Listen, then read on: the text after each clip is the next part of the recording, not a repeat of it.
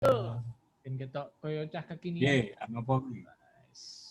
Om, selamat Hei, apa ya? Selamat sehat sentosa sejahtera ya, karena kita sudah melewati pandemi aman. selama hampir 7 Iya. bulan ini. Iya. Hampir 7 bulan. Lah ya, Hebat. 7 bulan tidak keluar rumah. Ya keluar ding tetepan. Cedak-cedakan tok ae. Yang penting aman ya. Oke, Aman. aku mengenal Mas Bom itu tahun pira ya Mas? 2005, 2006 berarti ya. Ya sekitar. Ya sekitar 2005 2006. 15 tahun yang lalu kita kenal dan Ngobrol di sampai hari ini aja iso ngobrol terus hebat. nganti nyetani ku dadi operator. Oke. Nyetani ku dadi operator.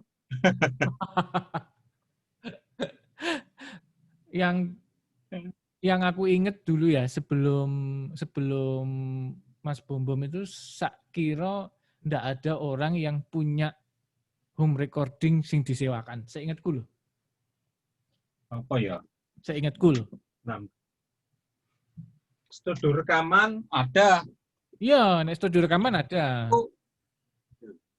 Nek home recording yang disewakan di rumah. Home recording yang pribadi nggak ada. Nggak ada tuh pada saat itu. Yang istilahnya home benar-benar home recording. Ya. Kayak kita buka studio latihan itu ya cuma saya. Nggak ada tuh, tapi sekarang yang jadi pertanyaan malah studio yang bagus malah jarang, home recording buakeh. Ya, itu lah. Kebalik sekarang. Kebalik. Kita prediksi sih karena kita sudah, maksudnya kita pada akhirnya semua akan menjadi personal kan gitu tuh. Semua orang akan punya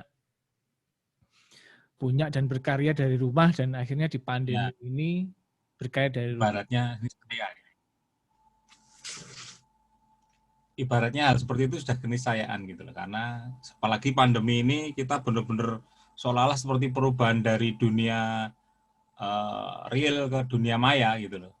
Hampir semua kegiatan dunia maya itu seperti bergerak, rodanya bergerak cepat banget gitu. Entah itu bahkan sampai sekarang bahkan lebih cepat lagi ya. Nah ya, makanya sekarang bahkan rekaman aja sudah mulai antar kota via internet gitu loh. Ya. Jadi sudah ya mau tidak mau niscaya juga harus tahu hal-hal seperti itu. Oke. Dampaknya apa Mas? Sing kroso ke kita. Selama pandemi. Enggak, nek pandemi kita tahu semua ya seperti itu. Dampak digitalisasi maksudnya. Dampak digitalisasi tadi. Kalau pertanyaan sebenarnya dampaknya banyak orang punya home recording itu apa? Ya, sebenarnya begini. Banyak orang punya home recording itu lebih cenderung ke rasa ingin tahu yang luar biasa dan harganya terjangkau. Seperti itu. Itu rasa itu lebih seperti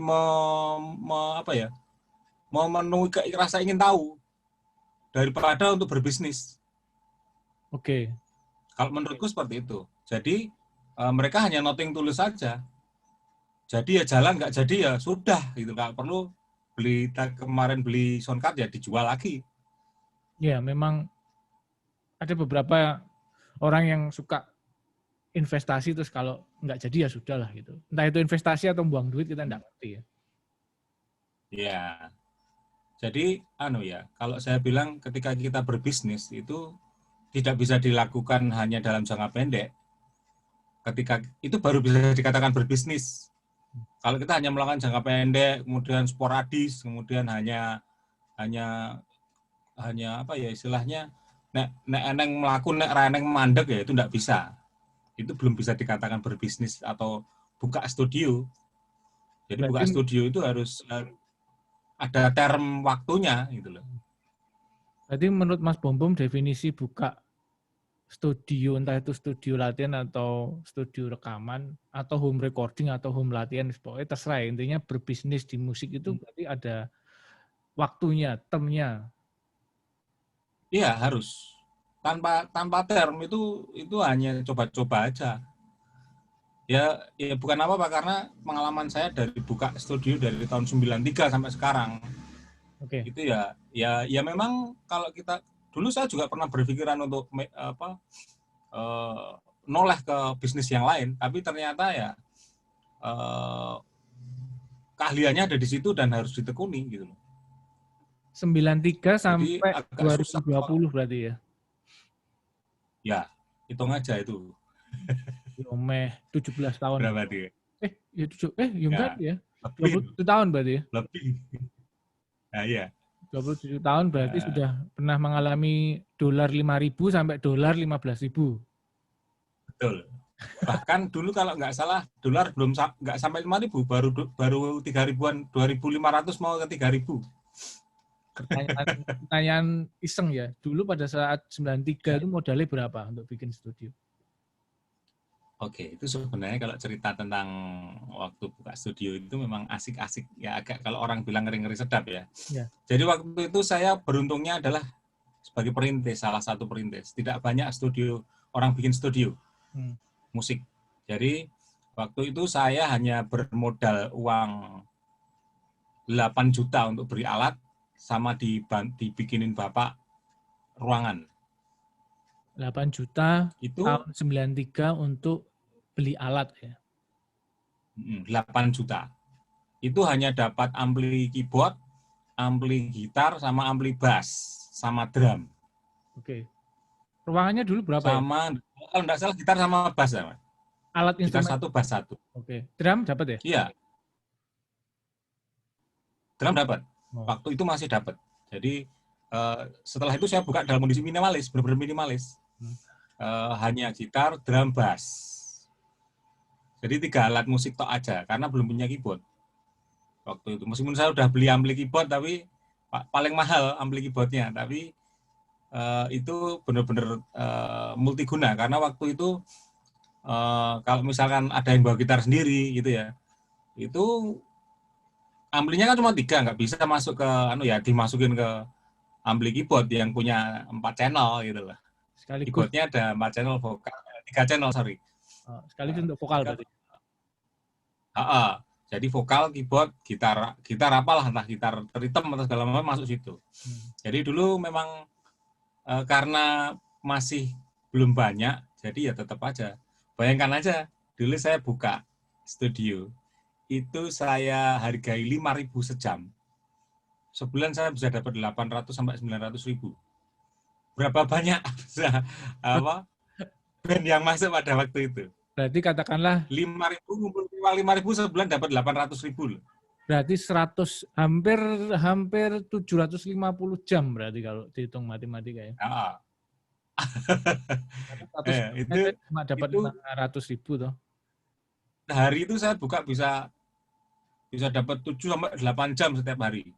Berarti hampir bisa dibilang studio latihan tahun 93 sampai ya sekitar 2000-an bisa laris kayak 8 jam sewa itu gampang banget ya zaman segitu. Ya, karena memang tidak banyak pesaing.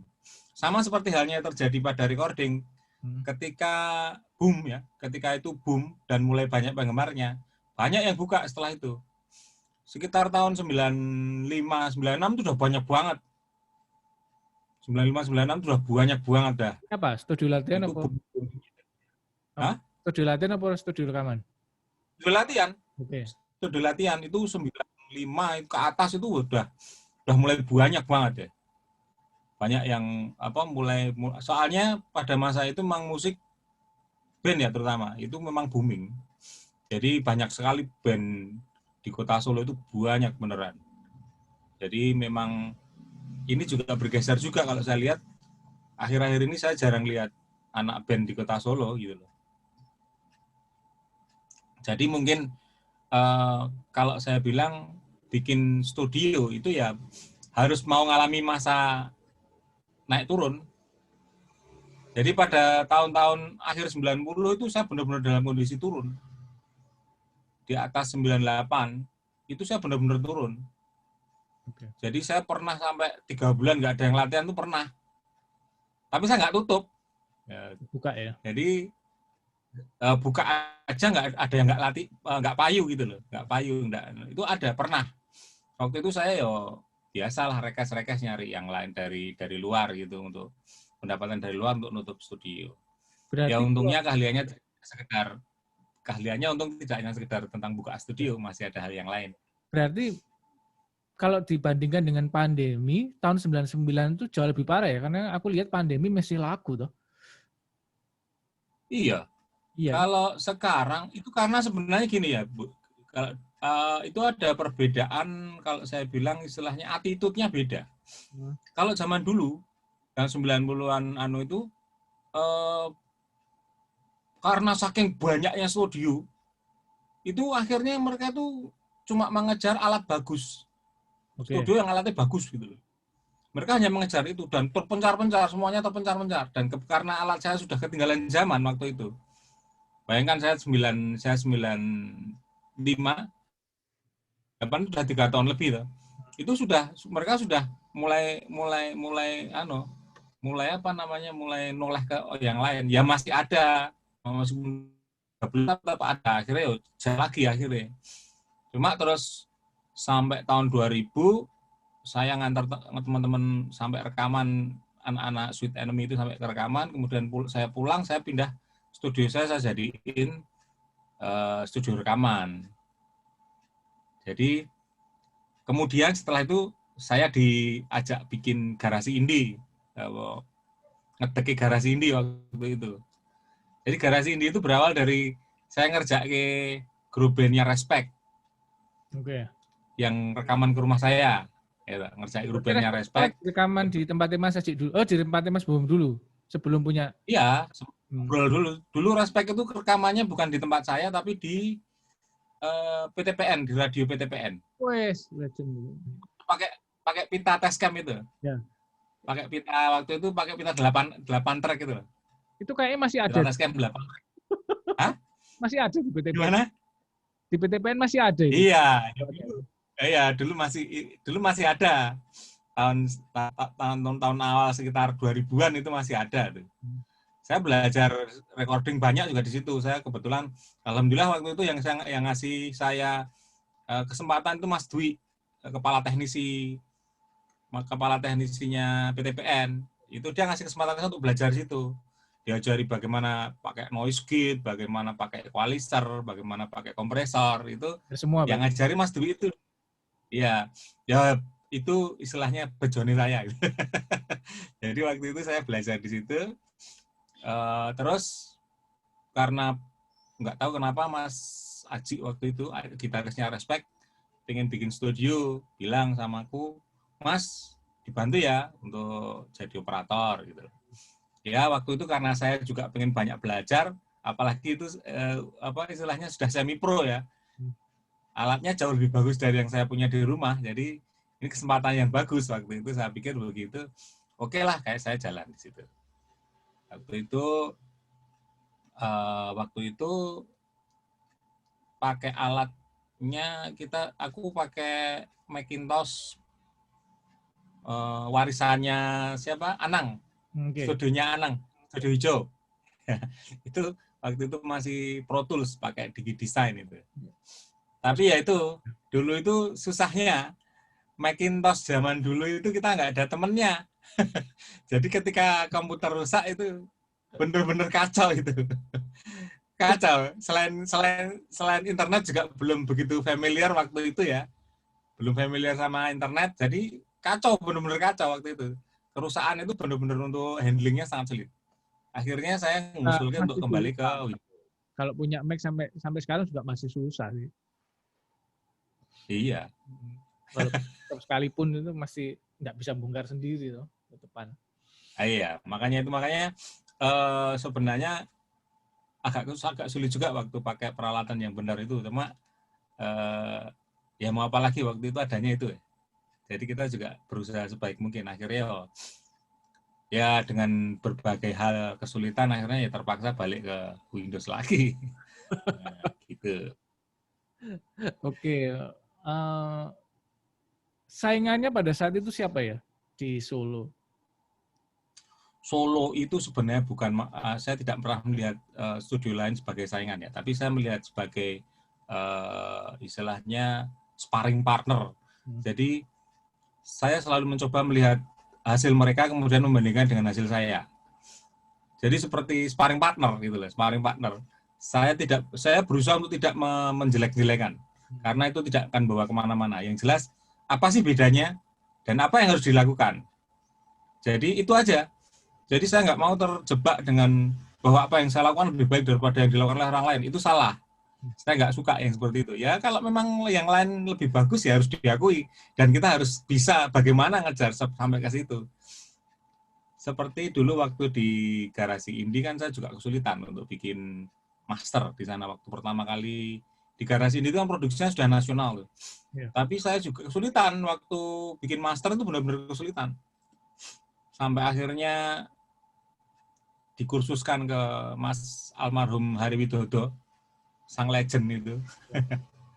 Itu juga karena kesulitan saya ya. Saya alhamdulillah ditemukan dengan orang-orang hebat ya. Jadi ya setidaknya tahu nyecap ilmu dari orang-orang yang istilahnya legend lah.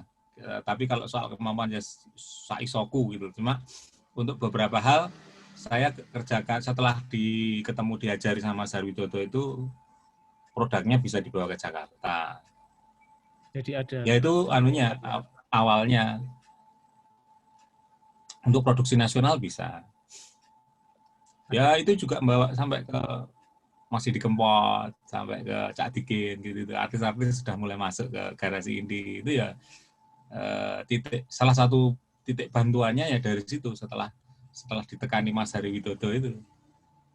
Sekarang jadi, kayak mastering itu karena internet luar biasa.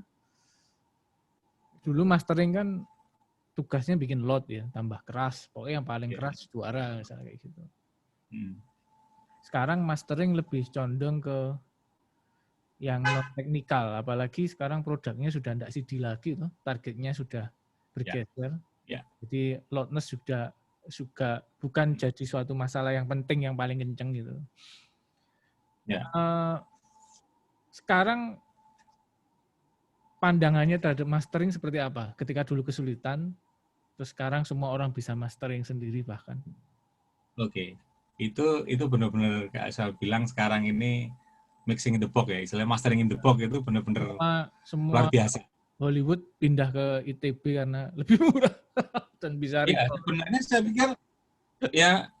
saya pikir karena kita juga definisi untuk audionya juga tidak seperti dulu. Kalau dulu kita analog benar-benar lihat bandwidth lebar, biar benar-benar detail dengan frekuensi. Tapi kalau sekarang itu dengan perbedaan frekuensi sedikit itu sudah hampir nggak ngaruh. Bayangkan aja kita dengarkan semua musik itu dengan peralatan yang sangat simple seperti HP. Jarang orang sekarang setel pakai tape, itu jarang banget. Jarang banget saya bilang. Yang jelas mereka pakainya headset. Ya kita tahu kalau headset itu seberapa sih bandwidth yang bisa di-deliver oleh sebuah speaker kecil seperti itu kan nggak benar-benar nggak seperti dulu. Kalau dulu pengen bulantar ya speakernya gede, anunya panjang gitu. Tapi kalau sekarang udah nggak lagi, kan sekarang sudah benar-benar ditaruh di telinga. Jadi kalau menurut saya memang ada pergeseran. Jadi saya sendiri juga ngaruh ke saya, karena saya sekarang sudah tidak ngejar laut lagi. Karena ngejar laut itu sekarang nggak terlalu jadi tantangan lagi, karena dengan di bawah ya dengan laut yang sedikit di bawah itu ternyata untuk materi didengar di HP itu udah dapat gitu loh, udah dapat dan bunyi jadi lebih calm gitu, nggak terlalu agresif gitu loh. Kadang kalau kita ngejar laut itu kan hasilnya jadi agresif gitu loh. Jadi kalau sekarang sudah nggak terlalu laut itu jadi bunyinya sudah nggak terlalu agresif lagi, tapi asik gitu loh. Jadi memang ya, apalagi sekarang saya sering lihat beberapa ya yang mereka bilang mixing, tapi semua yang dia mixing itu semuanya dari MIDI. MIDI kan barang jadi semua, terus bagaimana ceritanya dia mixing? Apakah dia membalance banternya itu sudah dimaksud dengan mixing, sudah masuk kategori mixing? Ya. Karena hampir tidak melakukan ekualisasi loh.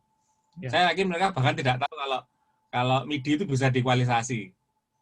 Ya, betul. Nggak yakin juga gitu loh. Mereka tahu kalau MIDI itu bisa dikualisasi, itu saya kurang anu juga. Karena hampir semua produk sekarang itu semua MIDI, hampir semuanya MIDI.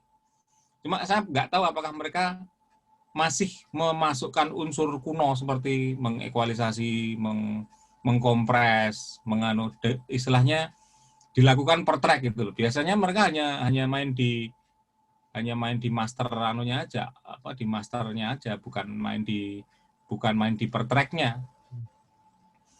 Kalau untuk mastering kan sekarang sudah banyak software yang bisa dipakai. Yeah. Plugin itu tinggal masukin preset, selesai. Dan itu saya nggak bisa bilang kalau mereka itu bisa mixing. Karena terus terang saya selama ini saya lihat produk saya memang mencermati produk lokal. Okay. Jadi saya nggak pernah bandingin dengan produk nasional. Karena kalau produk nasional itu pasti bagus. Karena mereka pasti orang-orang yang ngerjain pasti orang-orang yang ilmunya nyampe gitu. Tapi kalau orang lokal ceritanya beda. Halo, ya? Ya. Masih dengar? Masih dengar. Gambarmu kok mandi? Aku nge-freeze nggak tahu. Gambarmu diam aja. Jadi dalam banyak hal itu kadang sering, kalau menurut saya itu salah persepsi ketika mereka melakukan mixing itu hanya dengan membalancing hasil dari MIDI, gitu loh. Hanya dengan balancing MIDI itu kadang-kadang juga menurut saya belum bisa dikatakan dia mixing, hanya balancing aja. Balancing terus di mastering. Nah itu seringkali kita menurut saya masih salah persepsi, dan kekurangan orang-orang dan kekurangan anak-anak yang tadi kita cerita bikin home recording sendiri, itu benar-benar lemah di frekuensi, Jadi mereka kelihatannya kurang latih ekualisasi. Kalau menurutku ya. Jadi banyak sekali yang dia bikin aransemennya bagus, tapi seringkali hasil akhirnya itu justru hancur di mixingnya. Karena jadi, memang kesulitan ya antara membagi proses produksi, kemudian dari pre-production dulu, pre-produksi, nulis lagu, nulis melodi, kemudian produksi, mikirkan aransemen, chordnya dan lain sebagainya. Kemudian dia masih mixing, kayaknya untuk dilakukan sendiri itu terlalu berat menurutku. Tidak semua orang bisa sih memang. Tidak semua orang bisa. Ya, itu harus benar-benar orang yang seorang arranger yang double jadi operator bisa, tapi tidak semua orang bisa. Dan sering kali yang saya titeni ya, istilahnya saya notice itu, setiap kali seorang operator yang mengerjakan itu seorang player, misalkan pemain gitar atau pemain bass, mereka terlalu fokus pada alat yang biasa mereka pakai itu. Ya, betul. Misalnya dia seorang gitaris, saya barusan kemarin dapat seorang gitaris, dia hanya berpikir tentang gitarnya aja, gitarnya harus ketahuan, harus gini. Sementara drum, bass, keyboardnya itu seolah-olah seperti dikesampingkan. Dia hanya fokus di vokal sama gitar aja. Nah itu yang saya kadang itu kalau istilahnya misinterpretasi ya istilahnya ya. Yeah. Kalau saya bilang mereka itu tidak menerjemahkan bunyi apa adanya. Jadi mereka cenderung masih milih-milih yang dia suka, bunyi yang dia suka aja gitu loh. Iya, benar. Jadi memang intinya seperti itu ya. Ya, kadang-kadang saya nemuin itu nggak sekali dua kali. Tukang bass nganti kadang sampai bleber-bleber, saya juga nggak tahu kenapa dia begitu gitu loh. Jadi belum bisa memisahkan. Jadi saya nemuin beberapa egois. Ya, saya nemuin beberapa operator yang player itu kelemahannya seperti itu. Jadi ya sebaiknya kalau ini saran aja buat kawan-kawan yang misalnya bikin gitu ya. Jadi harus lebih adil dengan peralatan yang lain. Ya istilahnya kalau paham lingkup kerjanya di mana gitu ya. Betul. Satu hal lagi, kalau biasanya mereka selalu kalau dari hasil yang saya lihat, mereka selalu salah caranya membangun. Mereka tidak selalu dari pondasi. Mereka langsung aja di play kemudian dibalance gitu. Itu sebenarnya kurang benar. Itu harus step by step-nya harus benar. Kalau itu nggak bisa, nggak step by step-nya salah ya salah nanti hasilnya. Misalkan kita dengar dari apa dulu? Ya dari vokal dulu misalnya. Aneh kelihatannya, tapi kalau kita tahu kenapa vokal dulu, kenapa habis vokal terus misalkan bass atau kemudian habis vokal ke drum gitu-gitu loh. Itu kelihatannya mereka belum tahu banyak tentang trik-trik seperti itu, belum tahu banyak. Mereka hanya cenderung terlalu fokus dengan aransemen. Habis kunci ini terus diginiin terus digituin gitu loh. Tapi mereka nggak fokus sama bunyinya ini sudah benar belum ya frekuensinya. Setelah dia dibunyiin begitu frekuensinya udah benar apa belum? Itu seringkali dilupakan sama anak-anak itu. Yaitu masukan kalau misalnya ada teman-teman yang istilahnya mau belajar mixing ya harus tahu step by step-nya. Banyak kok di internet itu semua orang bahas kok. Jadi kalaupun kita nggak bahas di sini, mereka harusnya bisa nyari di internet. Dan kenapa begitunya, dapatnya juga di internet banyak. Ya, tapi misalnya mau bahas boleh kapan-kapan. Nah, ini kan kita bikin ini memang untuk pancingan, karena selama pandemi ini kan memang tidak ada event untuk cerita-cerita, kemudian untuk bertemu, untuk bertahan hidup aja beberapa orang, bahkan saya sendiri pun harus mengatur banyak sekali strategi itu. Ya. Nah, jadi makanya kita bikin aja yuk konten seperti ini. Ya. Oke, sebenarnya berarti, kalau untuk saya sendiri sebenarnya hampir nggak ada perubahan sih pandemi dengan hampir tidak ada perubahan saya pribadi ya, karena saya memang buka terus studionya nggak ada berhentinya. dan mungkin nggak tahu juga ya lagi rezeki atau lagi ini kebetulan malah rame, pandemi malah rame. Ya bisa lucu juga ya. Beberapa, makanya tadi bilang antara antara pasca kerusuhan 99 dengan pandemi ini berarti kan lebih parah yang 99 terus secara pemasukan, karena pernah blong ya. 3 bulan gitu. Oh, 99 itu benar 98 99 itu benar-benar parah itu. Meskipun dia nggak lama. Itu nggak lama. Karena waktu itu ada apa namanya? Itu loh, Krismon itu loh. Iya. Lah itu Krismon itu benar-benar bikin harga barang itu nggak karu-karuan gitu loh. Bayangkan aja dari uang yang 2.500 atau 3.000 atau 5.000 tiba-tiba melonjak jadi segitu, harga di dolar itu benar-benar beli barang itu seperti beli emas gitu loh. Ya, betul. Pada masa itu gitu loh. Benar-benar gampangannya ya susah amat, benar-benar susah gitu loh. Waktu zaman itu memang benar-benar susah, apalagi kalau sudah kerusakannya berat seperti simbal pecah atau mungkin membran pecah gitu-gitu. Wah, itu sudah benar-benar ora cucuk istilahnya. Itu masa-masa benar-benar cucuk. Jadi kadang-kadang kita juga mau ngeman alat, tapi kalau ngeman alat nggak dapat uang gitu loh. Seperti itu. Jadi ya waktu itu memang lebih menantang kalau kesulitannya gitu loh.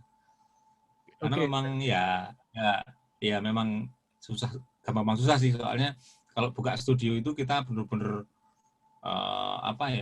berurusan dengan anak band yang ada yang rapi, ada yang ngaco, ada yang benar-benar nggak karu-karuan gitu. Ya pokoknya gitulah. Kalau studio latihan, makanya saya sekarang nggak buka studio latihan.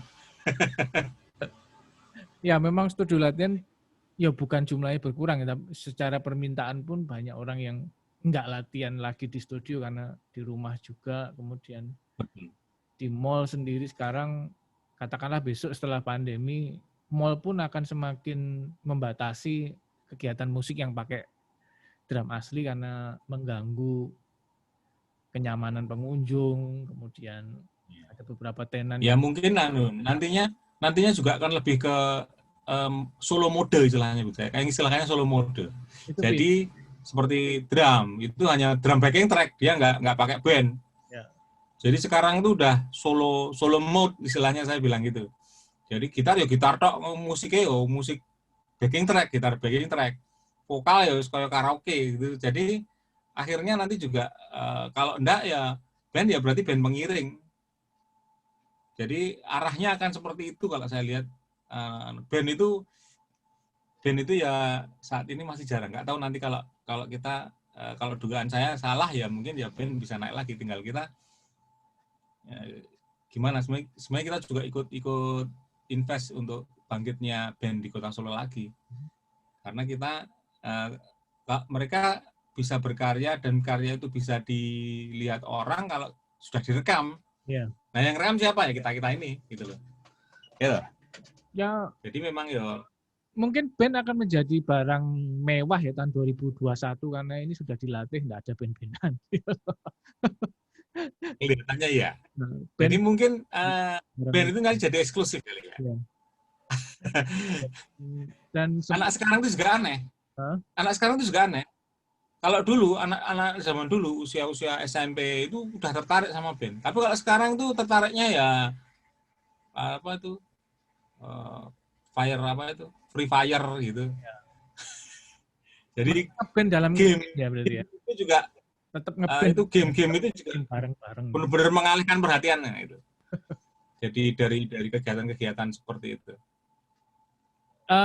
Melihat fenomena hari ini ya, perubahan seleranya sejauh apa ya dari tahun 93, 99, 2005, 2010, 2012, 2015, 2020, perubahan seleranya seperti apa? Karena saya sebetulnya hanya bergelut di dunia indie ya, saya tidak benar-benar ngelihat yang di nasional, saya akan lihat dari segi indie saja. Kita konsentrasi masing-masing istilahnya ya. Jadi karena saya mau ngomongnya kerjaan saya, ngapain saya ngomongin kerjaan orang? Ya. Saya mau ngomongin kerjaan saya aja gitu. Kerjaan saya itu ya sebenarnya semakin dari yang dulu yang dari klasik seperti rock, itu sekitar tahun 90-an itu masih banyak.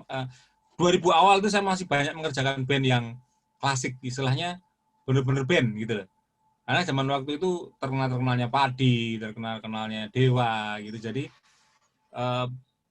band itu bener-bener mengcopy cara mereka membuat karya gitu. Mengcopy cara mereka bikin karya. Tapi kemudian semakin kesini banyak yang mulai mengenal elektromusik. Elektromusik itu simbolnya ya mungkin sekitar 2000-an berapa ya. Itu sudah mulai banyak unsur keyboard. Yang masukin keyboard gitu loh. Jadi keyboard dominan itu sudah mulai banyak. Jadi seringkali saya beberapa kali ngerekam itu justru track keyboardnya lebih banyak daripada track gitarnya. Ya. Itu kalau yang sebelumnya itu lebih banyak gitarnya, sekarang lebih banyak keyboardnya waktu arah-arah 2000 ya dekati 2005 lah, dekati kamu itu. Jadi waktu saya kenal kamu juga kamu seorang keyboardis, jadi tahulah kira-kira keyboard itu sudah mulai istilahnya untuk anak indie itu sudah mulai ngerasuk gitu loh. Nah semakin kesini modern itu sudah mulai masukin loop lah. Ya. Sukanya Fruity Loop. Saya justru malah setelah itu saya sering-sering ngerjainnya justru anak-anak hip hop Jawa itu, hip hop Jawonan itu loh.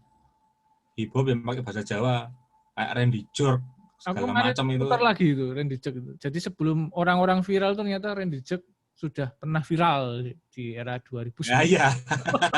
Iya, itu sudah pernah viral. Viralnya di sini. Malah penasaran ini kok anak ini sekarang kok malah nggak viral, padahal ini dulu 2010 sebelum ada internet dia sudah padahal dulu pertama kali ya awal-awal ya. Ya sebenarnya kalau saya lihat dia berusaha.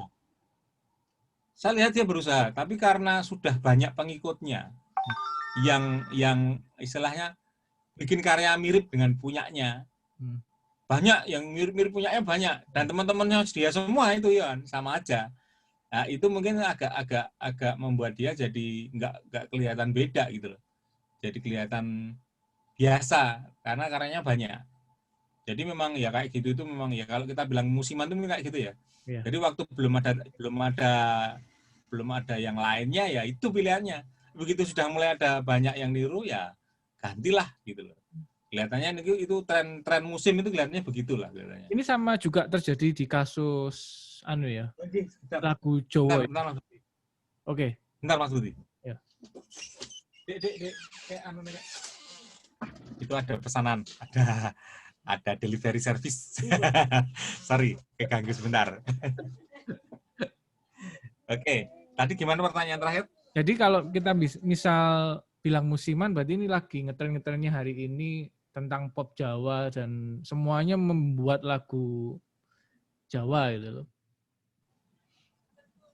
Ya, itu nggak bisa dipungkiri ya. Tidak Walaupun dulu lepas dari sudah ada ya, tapi sekarang kan lebih mengerucut lagi ke koplo, ke dangdut, kemudian ya semuanya. ya.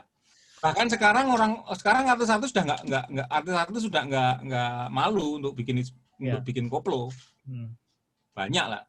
Gampangnya kita lihat terakhir konsernya Mas Yudi Kempot sebelum meninggal itu kan sudah Saiko Oji lah, Boy apa itu ikutlah semua ikut gitu. Jadi ya fenomenanya agak juga ya, agak hebat juga untuk campur sari ini. Ya kita harus berterima kasih sama itu sang Godfather itu. Ya saya juga alhamdulillah saya dikasih sempat bisa rekaman sama beliau.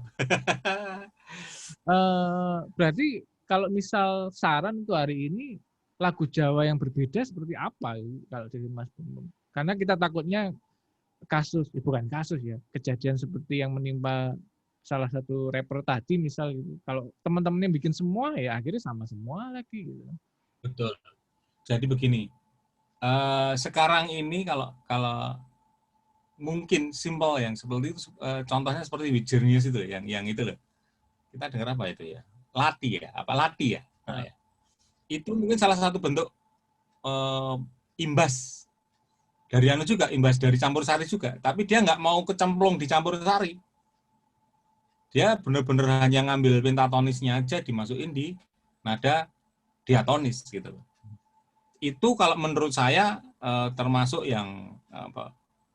Ya saya juga barusan aja belum lama seminggu atau 2 minggu yang lalu itu dapat pesanan yang model-model gitu, bikinin gitu. Jadi sekarang saya juga ikut ngaransemen sama teman, bikin lagu, bikin pesen dia bikin guide, kita bikinin aransemennya, terus nanti dibenahin apanya gitu ya. Tapi memang untuk mengerjakan suatu produk itu memang lebih asik kalau tidak terlalu banyak orang.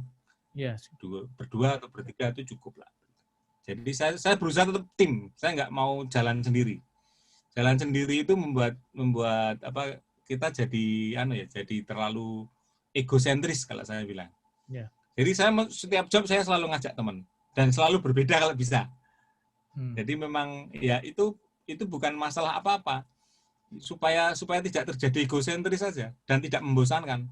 Karena idenya selalu beda. Dengan misalkan saya sama siapa gitu ya, nanti dia akan beda lagi kalau saya bekerja sama yang lain lagi. Dan saya nggak pernah memaksakan kehendak saya justru sering ngikut dalam arti gini, saya kasihkan, misalnya saya cuma ngasihkan inspiratif seperti ini loh, kemudian dia muncul lagi yang berbeda tapi arahnya bisa lebih bagus, itu pasti saya gunakan. Saya nggak mau istilahnya, kalau nggak seperti saya nggak mau, itu nggak asik. Jadi dengan adanya perbedaan orang dalam berkolaborasi itu berarti bisa memecahkan solusi supaya enggak gitu-gitu terus gitu ya. Iya, jelas. Itu jelas. Karena saya sudah membandingkan beberapa yang karya yang saya bikin sendiri dan saya kerjakan dengan beberapa orang. Itu benar-benar beda. Benar-benar beda. Padahal itu karya saya. Tapi itu benar-benar beda, kayak dua orang yang bikin karya benar-benar nggak sama gitu loh. Bahkan nggak ada stream seperti benang merahnya itu hampir nggak ada. Ya ketahuannya karena saya ngikut jadi ada gitu loh. Karena karya saya ngikut, saya jadi ada benang merahnya. Tapi secara aransemen itu seringkali berbeda-beda gitu loh. Taste-nya itu nggak ada yang sama. Nah, itu yang saya bilang itu asik gitu loh. Jadi asik. Jadi saya juga berpikiran kalau seperti itu kan kita bisa buka ke pekerjaan untuk Ya. teman-teman yang mungkin istilahnya saat ini nyari duit kan sulit ya. Dan Saya juga nggak nyari uang yang banyak, penting bisa buat hidup aja gitu loh. Saat ini bisa untuk support harian aja udah lumayan gitu loh. ya Teman-teman juga saya pikir daripada mungkin mereka nongkrong atau apa ngobrol nggak jelas, wes kayaknya buat gara aku di sini tak jam 2 jam atau 3 jam dapat uang 100-200 kan lumayan. nggak Iya toh? semuanya musisi kan paham apa variasi kerjaan di musik itu kan nggak hanya manggung toh sebenarnya. Betul.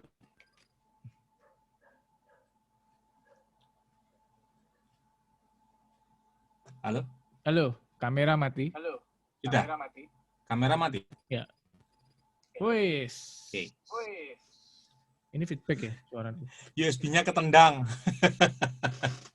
Aku tadi tak restart ya. Jadi kembali lagi berarti memang pandemi ini membuka orang bahwa nggak bisa kita bertahan di satu pekerjaan karena memang pekerjaan itu selama itu misal manggung terus tetap harus punya keterampilan lain toh, harus berpikiran seperti itu kan. Ya. Untungnya aku Saya sadar selama di musik rekaman dulu toh, wah ternyata manggung sama ngoperatori duitnya banyak ngoperatori kadang-kadang kayak gitu. Dulu pernah kami gitu. Ya, salah satunya itu. Tapi saya belajar juga dari dulu pengalaman saya ya. Saya itu hampir semua bidang musik itu pernah saya coba. Dari hanya sekedar tukang bawa kabel, Kru berarti ya. operator di panggung, jadi artisnya sendiri, jadi manajemen, jadi IO, itu pernah semua. Saya pernah ngelakuin itu semua. Jadi ketika kita pernah ngelakuin itu, ternyata kita bisa membaca peluang. Peluangnya seperti apa, itu bisa dibaca. Dan untuk saat ini, seperti ini, nggak ada band pun saya tetap jalan, rekamannya nggak ada masalah. Hampir setiap hari saya rekaman. Itu mungkin nggak, di tempat lain nggak gitu loh. Tapi saya hampir setiap hari tetap rekaman. Bukan rekaman band, tidak semuanya rekaman band. Ada narasi lah, ada konten YouTube lah, ada konten untuk siaran radio lah, banyak. Jadi sebenarnya waktu kita bikin, untuk kita bisa melihat peluang itu memang tahu-tahu jadi gitu aja, nggak tahu saya karena kenapa. Tapi kebanyakan memang lebih dari, kalau istilah Jawa itu apa ya, jenenge apa ya, dari mulut ke mulut itu apa jenenge? Oh, Jadi ketok tular ya istilahnya. Getok tular, gitu aja.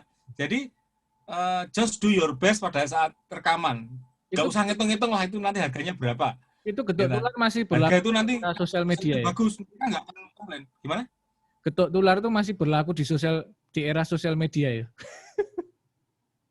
Jelas. Jelas. Ini aja barusan ya. Saya satu kali rekaman, tak kasih contoh. Saya satu kali rekaman pas pandemi ini ya, belum lama ya, belum baru bulan yang lalu. Saya rekaman dengan SMP 2. Sampai sekarang saya sudah rekaman dengan 4 sekolah yang lain. Setelah dari SMP 2. Yang tahu baru SMP 2 tok loh. Dari mana mereka tahu? Ya pasti dari SMP 2 itu. Karena apa? Hasilnya bisa digunakan sama mereka dan dianggap bagus. Akhirnya mereka nyari, itu dari mana atau rekamnya kemana atau gitu. Iya toh? Via-nya apa? Via WA. Ayo. Itu kan sama aja medsos. Iya. Iya toh? Jadi itu memang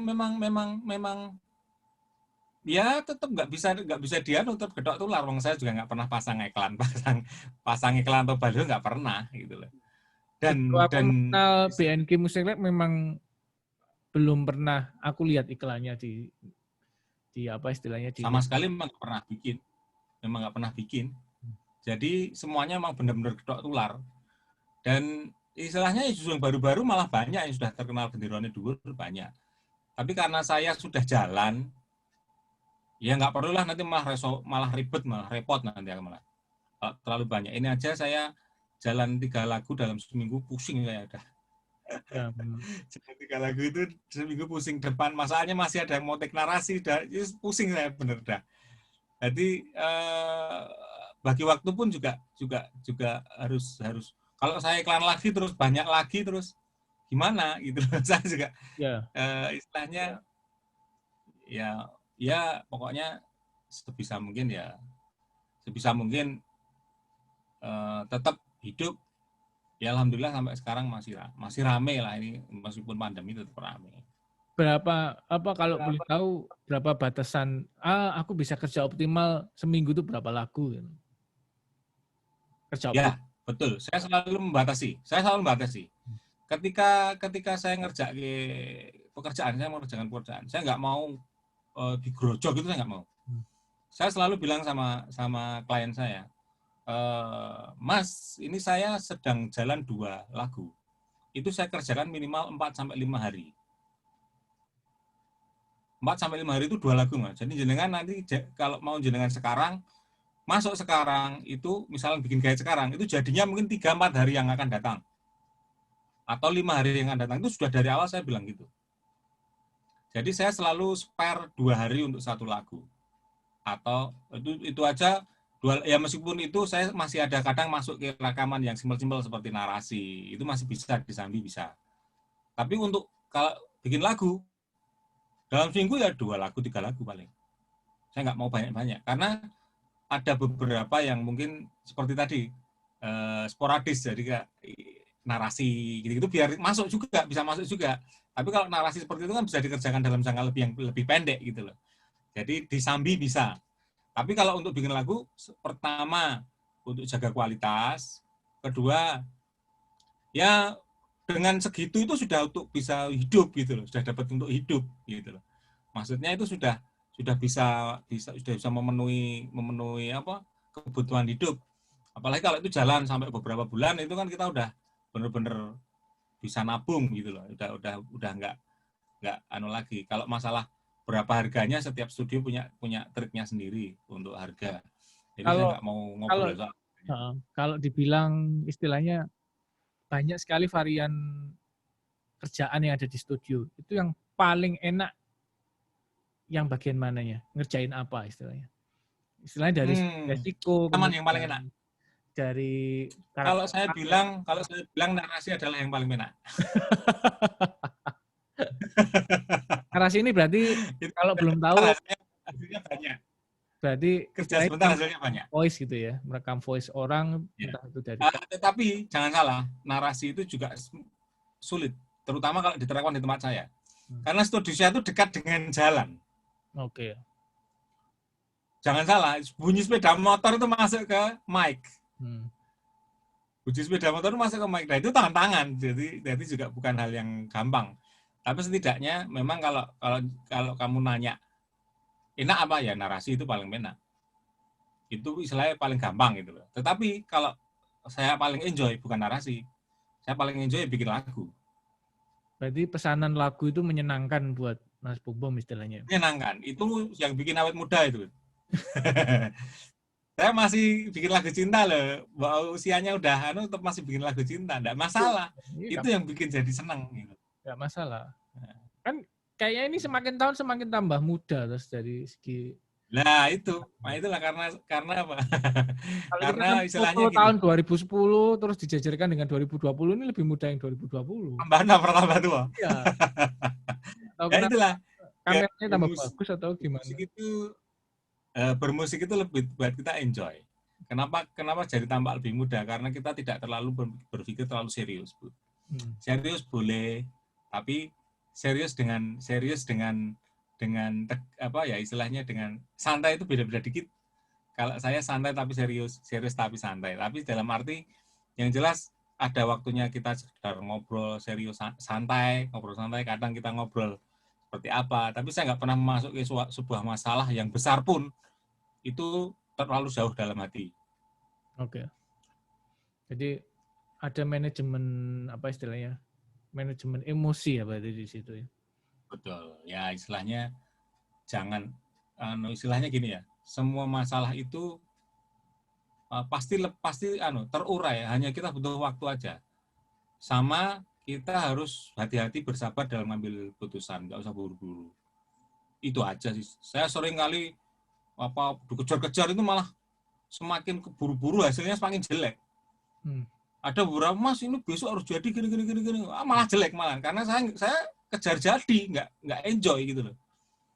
Dan saya jadi kelihatan tua karena saya jadi terlalu, bukan serius ya, tapi saya stres. Beda loh serius sama stres ya. Ya, beda. Stres itu tertekan. Kalau serius itu nggak tertekan gitu loh. Serius itu nggak tertekan. Tapi kalau stres itu tertekan, bedanya di situ. Jadi kalau serius itu ya serius itu beneran gitu loh. Ngomongnya beneran, nggak ngibul, itu namanya serius. Kalau definisi saya loh ya. Tapi kalau udah ngomongnya udah yang lain ya istilahnya stres San. Kalau stres itu ya memang berat, nggak bisa disamakan sama serius. Orang stres itu nggak serius, kadang-kadang ngaco. Nah, orang serius itu kan project mesti jadi, orang stres project nggak jadi kan, intinya seperti itu. Nah itu kan, podo-podo nyurungnya gitu, podo-podo sama-sama mengerutnya alisnya sama, tapi beda interpretasi. Ini aku sudah hampir 1 jam, nanti 1 jam tak close. Dari beberapa tahun bekerja atau berkarir, bisa mention nggak atau bisa sebutin nggak jenis-jenis klien yang kayaknya ini nggak aku banget deh gitu. Yang gitu ya, ada banyak. Jadi saya sebut ya, saya nggak nyebut orangnya, tapi ya, usah lah. Saya ngeluh orangnya datang ke kita malah order lagi kelakuannya. Ya. Itu saya lihat kelakuannya aja. Jadi banyak yang mereka itu sukanya di depan ngomongnya sangat wah. Ya. Tapi setelah berjalan enggak seperti yang dia omongkan. Dia cenderung hanya apa istilahnya beralasan, main alasan terus gitu loh, supaya tidak terlihat bodoh. Kemudian yang satu lagi yang saya nggak suka adalah dalam satu grup band tidak bisa saling mendukung. Senengnya ngonak-ngonak koncone. Kowe goblok mentok, kowe anu tuh. Wah, itu saya benci banget itu saya. Bener-bener saya benci banget sama yang attitude yang seperti itu, saya benci banget klien yang seperti itu. Jadi kalau kamu mau rekaman jangan begitu, enggak boleh. Itu larangan saya pertama. Terus kemudian ada lagi yang suka kalau saya bilang bayare ya, Mas ya gitu, sampai lama nggak bayar gitu ya. Ya bikin jengkel juga gitu. Kadang kita berharap sambil gawe yang ini wis anu, tapi bayarnya randang lunas gitu. Ya karena ya kadang-kadang kalau saya sih akhirnya ya wis ki celenganku gitu aja. Karena susah menyambungkan ide musikal dengan ngatur manajemen studio, entah itu keuangan atau maintenance atau apa, itu susah. Betul, apalagi saya mungkin juga kamu kita itu one man companion ya. Hanya diurus kita sendiri ya, dari A sampai Z gitu loh. Jadi memang kesulitannya di situ. Makanya saya kalau berkarya selalu melibatkan teman supaya nggak mikir sendiri, nggak egosentris, nggak ya pokoknya jangan. Kalau apalagi ketemu klien-klien kayak gitu, kemarin tuh ada ketemu klien nganyel gini banget, bayare mung sithik njaluk tulung. Wah, karena saya hanya saya suka nolong orang. Dia juga bukan orang yang kaya, dia hanya seorang penjual cilok. Itu rekaman tempat saya. Karena dia kok inginannya sangat tinggi, saya bantu. Tapi ternyata ya rada nganyel gitu. Tapi ya kamu mau nolong ya jangan setengah-setengah gitu aja. Sekalian aja dikasih ya. Meskipun sambil marah-marah, tapi dia dimarahin nggak apa-apa kok, biarin aja. Ya resikonya aku bayar sidik, aku digelem disengeni. Wong itu sebenarnya bukan masalah bayarnya, wong itu saya mau nolong gitu. Dihitung bayar. Banyak orang yang nggak ngerti ya, ketika orang memutuskan untuk berkarya, entah itu bikin lagu, terus kemudian mempercayai sebuah studio, itu kan semua sikap, semua apa istilahnya, semua dirinya itu kan secara tidak langsung kan diserahkan ke kita tuh.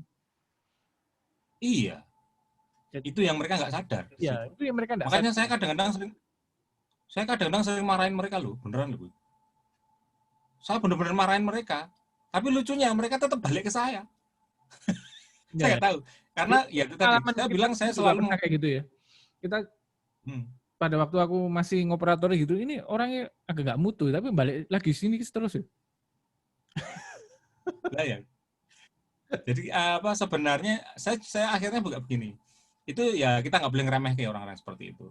Karena itu juga pertama sebagai kita belajar banyak hal Ya. tentang sabaran terutama. Itu juga kalau saya itu masuk dalam ilmu directing juga. Orang-orang seperti itu harus seperti apa? Harus Kita harus diapain ada gitu. term and condition. Dengan orang-orang seperti itu harus punya term and condition. Saya belajar sama kamu itu.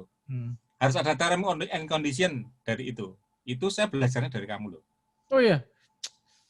Kamu itu seorang yang punya term dan kondisi. Itu yang itu nyadar ke saya untuk deal sama orang-orang seperti itu. Harus ada term and condition, harus. Kamu hanya dapat jatah segini karena biayamu hanya segini. Ya. Lepas dari itu berhenti, dan kita harus kekeh berhenti. Meskipun kasihan gitu loh. Tapi kita harus kekeh berhenti. Tapi kita juga harus bertanggung jawab. Pada saat kita berhenti, kita harus sudah memberi hasil. Jangan berhenti tanpa hasil. Itu sia-sia, sama aja bohong kita mau nolong. Gitu loh. Jadi term and condition harus berjalan. Nah, itu saya terapkan ternyata Berhasil. Nah, berhasil, bagus. Jadi saya juga belajar dari kalian-kalian. Saya dengar ceritanya orang. Saya justru sering belajar sama kadang-kadang sing ramutu itu dek iki nek ngadepi ngono carane ngono to. Oh, cara itu kadang-kadang bener-bener dapat rumus dari situ. Oh iya, nak ngono kae jano iso ya kan. Cuma carane ora kaya kuwi, karena itu dia kasar, saya nyari cara yang halus. Ning carane padha gitu. Jadi banyak cara yang saya sering belajar dari orang-orang yang pramutu gitu. Misalnya secara sebenarnya kalau saya bilang ilmu saya itu ilmu directing. Ilmu directing. Jadi bagaimana mengarahkan orang supaya dia mau melakukan yang terbaik yang dia bisa. Itu aja saya belajarnya selalu di situ. Dan saya dengan cara itu ternyata banyak loyalisnya banyak. Jadi banyak loyalisnya. Partai itu BNG ya banyak ya yang nyoblos istilahnya gitu. Ya, gitu-gitu kira-kira gitu. Loyalisnya banyak. Ya, oke, ini closing statement. Pernah pilih-pilih job nggak? Aku nggak mau ngerjain gini. Aku nggak mau ngerjain ini, misal gitu. Saya akui pernah. Pernah. Bukan saya mau pilih-pilih, tapi saya pernah milih-milih job. Tapi itu karena jobnya terlalu banyak. Oke. Jobnya terlalu banyak, jadi saya harus milih. Harus milih. Misalkan gini, antara ngerekam Mas Didi Kempot sama ngerekam orang biasa, saya akan dulu ke Mas Didi Kempot, pasti itu. Itu namanya milih-milih kerjaan, gitu loh. Tapi saya jarang mengorbankan orang yang sudah pesan sebelumnya. Misalkan gini, Mas Didi Kempot datang belakangan, orang ini duluan, saya tetap akan kerjakan orang itu. Saya nggak batalkan dia, saya tetap kerjakan orang itu, dan saya bilang sama Mas Didi Kempot untuk mundur waktunya. Itu memang kadang-kadang sulit, sangat sulit, dan itu salah satu yang ya nun sewu, itu salah satu yang menjauhkan saya dari Mas Didi Kempot. Oh iya. Iya, betul, itu saya akui itu yang menjauhkan saya dari Mas Didi Kempot itu. Karena saya nggak manut istilahnya gitu loh. Sebenarnya bukan masalah manut, saya hanya ingin memberitahu sama orang-orang itu loh. Sebenarnya keilmuan saya itu tidak hanya untuk orang-orang hebat gitu loh, untuk orang-orang kelas artis enggak gitu loh. Saya juga terbuka untuk orang-orang seperti kalian, dan kalian juga istimewa gitu loh. Sebenarnya saya itu seperti itu. Tapi ya saya senang aja, tetap apapun yang terjadi saya nggak pernah nyesel sih. Karena itu istilahnya ya jadi cerita saya. Wong saya yang paling bawah dulu aja pernah kayak gitu, itu biasa buat saya. Oke. Jadi terima kasih Mas. Gini ya. Kalaupun saya ngerjain Mas Didi Kempot, istilahnya dapatnya juga nggak beda jauh sama orang biasa. Dapatnya bukan jauh sama orang biasa. Bukan semata-mata milih duitnya, istilahnya kan seperti itu kan. Ya. Tapi ya memang memang mungkin saya dulu waktu itu mungkin terlalu peduli dengan orang-orang indie, anak-anak indie, jadi kadang kurang perhatian sama Didik, dia jadi menjauh ke saya. Selain itu saya juga nggak suka dibelanjani janji, soalnya dia belanjani beberapa jadwal sama saya, jadi saya roto anyel sana. Tapi ya udah, cerita itu sudah Ya, jangan dibahas lagi. nanti Itu saya sudah sangat bangga bisa pernah rekaman sama Mas Didi Kempot. Oke, terima kasih Mas Bombom. Tak akhiri sesinya. Semoga lancar kerjaannya, studionya, terus kita bisa ketemu terus. Amin. Terus Amin ya. Jangan patah semangat untuk menyemangati orang Ya. lain. Kalau saya enggak, Ya. saya telepon siapa lagi kan, ya repot juga ini. Ya, bikin lagi sama saya nanti kapan-kapan. Apa? Konten gini? Bikin lagi lah. Kita diskusi tentang keilmuan boleh. Ya. Mungkin tentang sedikit agak mungkin kamu kalau mau bikin konten untuk teman-teman murid atau mahasiswa, mungkin kita bisa sedikit misalnya cara bangun apa misalnya gitu. Lebih spesifik. Monggo lah. Lebih spesifik gitu misalnya. Terima kasih Mas Bum. Maksudnya kita juga tak akhiri ya. Tukar pengalaman. Ya. Dadah. Oke, thank you.